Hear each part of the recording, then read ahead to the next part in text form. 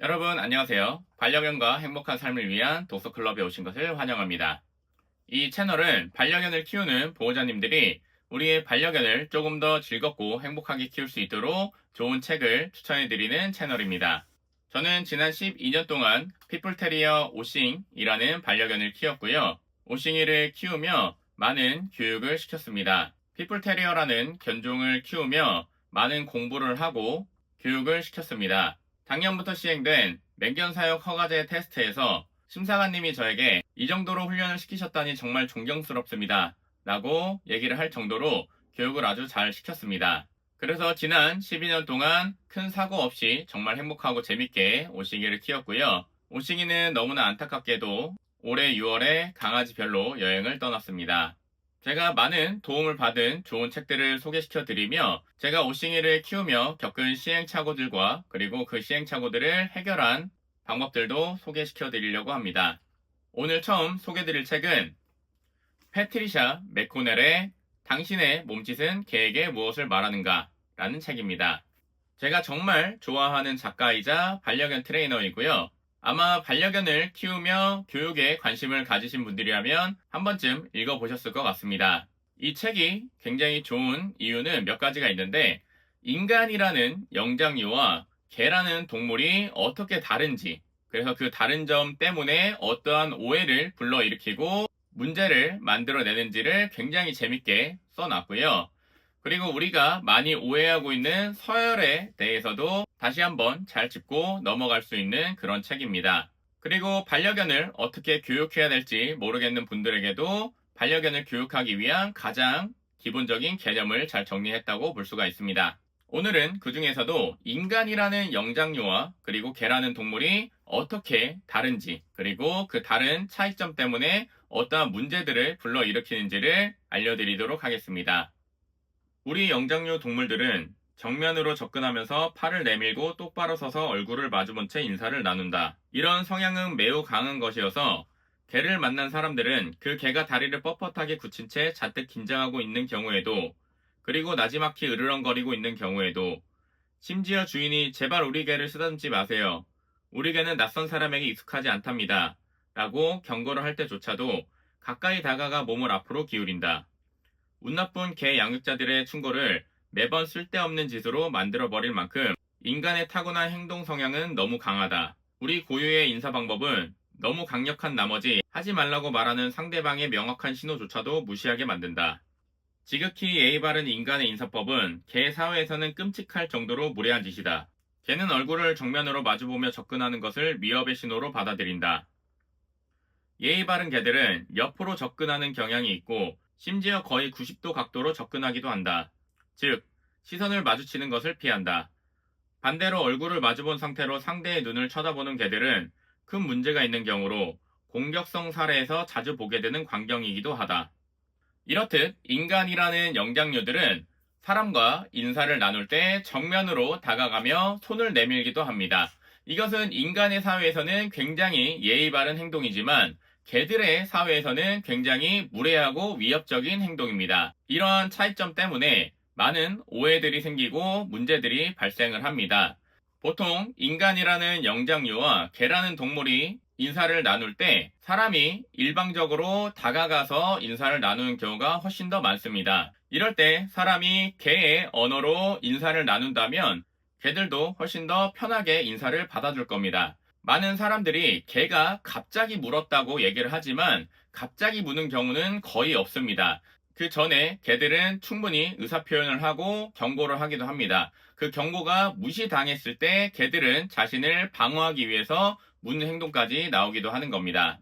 하지만 대부분의 사람들은 이러한 개의 시그널을 읽는 방법을 알지 못합니다.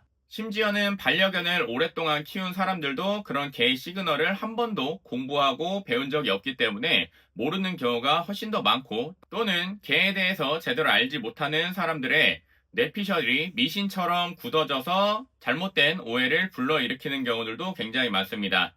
한 가지 예시를 든다면 개들이 사람의 신체를 핥는 행동이 될 수가 있는데, 핥는 행동에는 여러 가지 의미가 있습니다. 그 중에서는 불편함을 표현하는 의미도 가지고 있는데, 대부분의 사람들은 핥아주는 행동이 좋아서 핥아준다고 생각하는 경향이 많습니다. 지금 보여드리는 영상에서도 로트와일러는 굉장히 불편함을 드러내며 보호자의 손을 핥고 있습니다.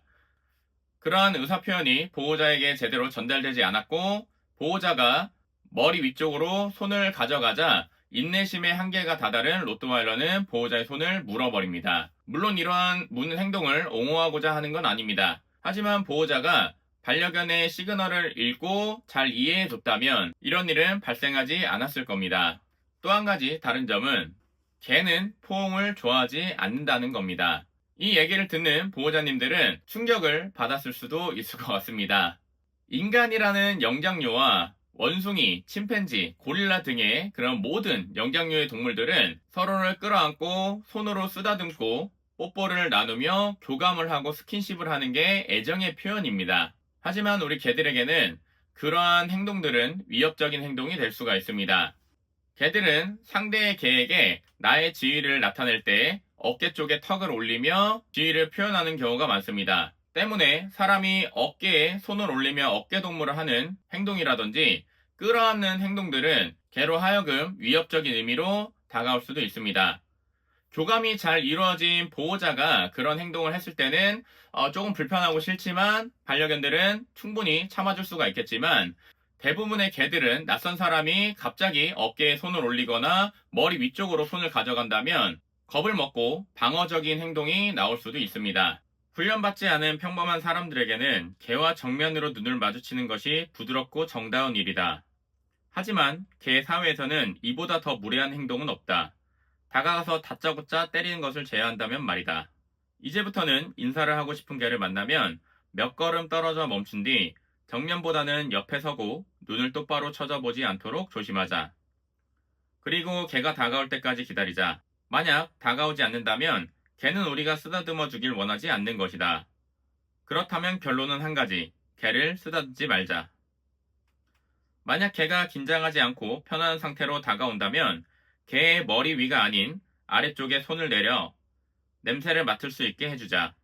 낯선 개들을 만질 때는 항상 턱 아래 또는 가슴을 만져야 한다. 절대 머리 위로 손을 뻗지 말자. 킹콩만한 크기의 낯선 동물이 성큼성큼 다가와 거대한 앞발을 들어올려 뒤통수를 쓰다듬어 준다면 우린 어떤 기분이 들까? 자, 이렇듯 인간이라는 영장류와 개라는 동물은 굉장히 다릅니다. 우리나라에는 견원지간이라는 말이 있을 정도로 개와 원숭이는 사이가 안 좋은 동물로 알려져 있습니다. 그 이유는 앞서 소개시켜드린 대로 서로의 의사표현 방식이 다르기 때문입니다. 그러한 다른 점 때문에 오해를 불러일으키고 싸움이 발생하기도 하는 거고요. 반려견에게 관심을 가지고 반려견을 키우길 희망하신 분들 또는 이미 키우고 계신 분들은 이 책을 꼭 읽어보시고요. 우리가 평소에 하는 행동들이 얼마나 개에게 위협을 주고 불편함을 만들어냈는지 아신다면 우리의 반려견이 괜히 예민해지거나 괜히 공격적이 되는 게 아니라는 것을 알게 되실 겁니다. 이 책을 이미 읽어보신 분들은 책을 읽으며 어떤 부분이 가장 인상 깊었는지 댓글을 남겨주시기 바랍니다. 오늘 영상은 여기까지고요. 다음 시간에는 우리가 꼭 알아야 하는 서열에 관해서 얘기를 나눠보도록 하겠습니다. 감사합니다.